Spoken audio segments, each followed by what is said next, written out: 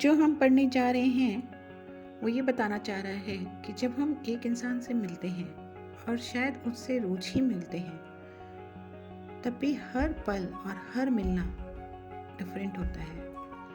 कोई भी पिछले दिन जैसा नहीं होता, कोई भी एनकाउंटर सेम नहीं होता।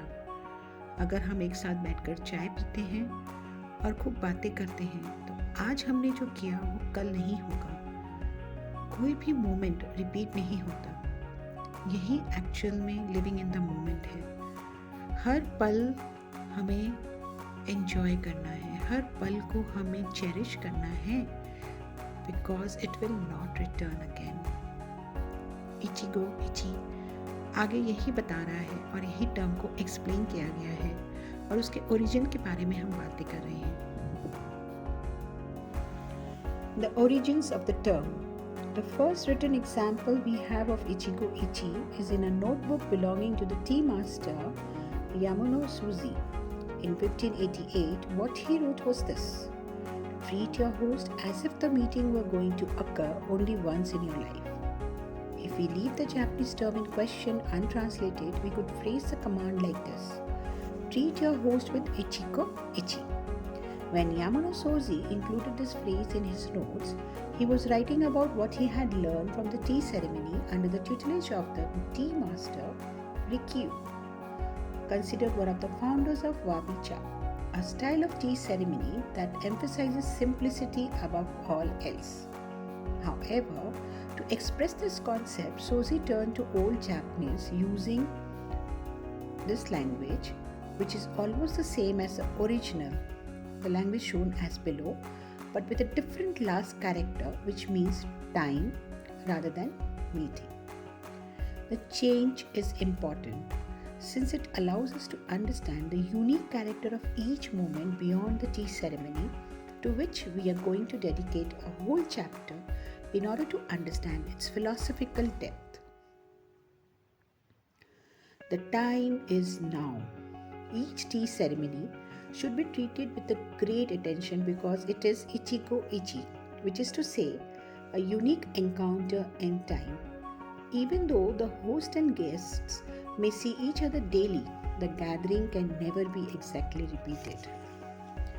If we consider that extraordinary nature of every moment, we realize that each encounter is a one in a lifetime occasion. The host should thus show true sincerity and take the greatest care with every detail to make sure that everything flows smoothly and without a hitch. The guests, for their part, must understand that the encounter will never occur again, and so they must appreciate every detail of the ceremony prepared by the host and, of course, participate wholeheartedly.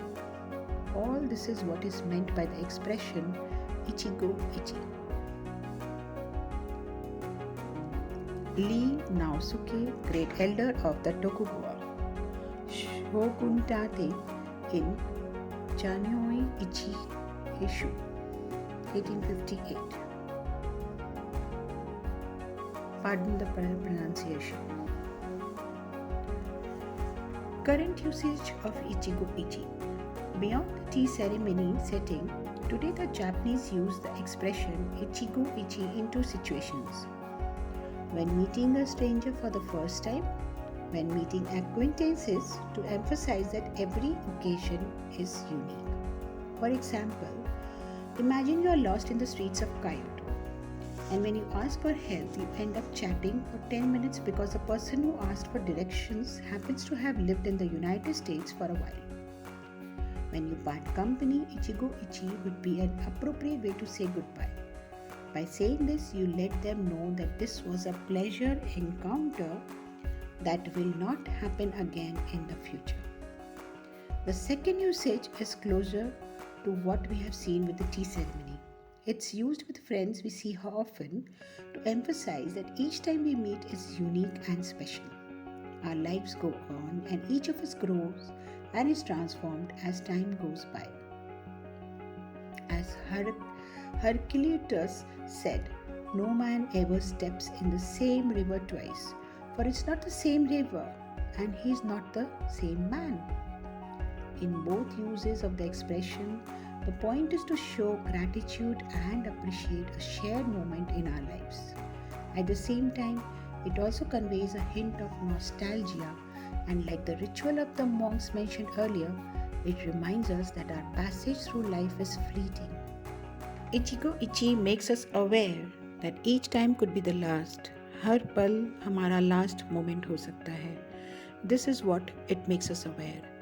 ये पल जो है वो वापस नहीं आएगा, ये हमारा लास्ट मोमेंट भी हो सकता है.